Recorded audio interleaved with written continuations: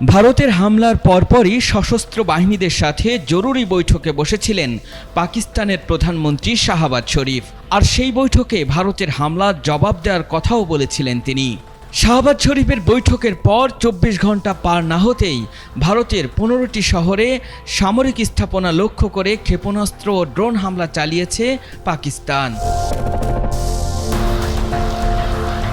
পাকিস্তানের এমন হামলার পর অনেকটাই নতজন অবস্থায় রয়েছে ভারত। এই হামলায় ভারতের কতটা ক্ষয়ক্ষতি হয়েছে সেটি এখনও প্রকাশ করেনি নয়াদিল্লি।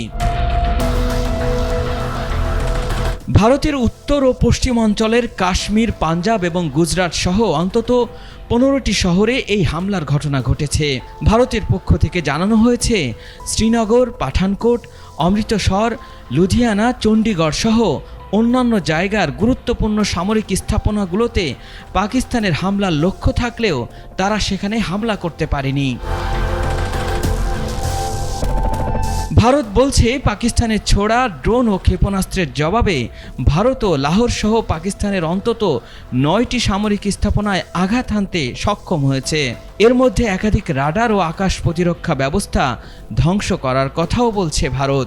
পাকিস্তানের ক্ষেপণাস্ত্র হামলার জবাব দেওয়ার কথাও জানিয়েছে মোদি সরকার।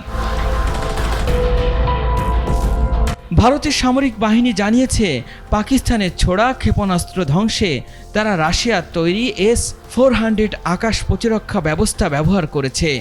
একই সঙ্গে হামলার জবাবে হারপি ও হারপ নামের আত্মঘাতী ড্রোন ব্যবহার করেছে তারা। পাকিস্তানের সকল হামলা প্রতিহত করার জন্য ব্যবস্থা গ্রহণ করার কথাও জানিয়েছে ভারতের সেনাবাহিনী।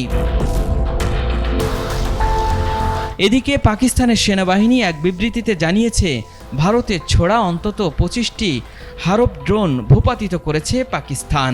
তবে লাহোর শহর জুড়ে বিস্ফোরণের প্রচণ্ড শব্দ শোনা গেছে বলে জানিয়েছে পাকিস্তানের স্থানীয় বাসিন্দারা। ক্ষেপণাস্ত্র ও ড্রোনের ধ্বংসাবশেষ সংগ্রহ করছে দুই দেশের সেনাবাহিনী। ভারত ও পাকিস্তানের পাল্টাপাল্টি হামলায় দুই দেশই ক্ষতিগ্রস্ত হলেও কী পরিমাণ ক্ষয়ক্ষতি হয়েছে সেটি এখনও প্রকাশ করেনি ইসলামাবাদ ও নয়াদিল্লি। আল ইমরান, ATN বাংলা।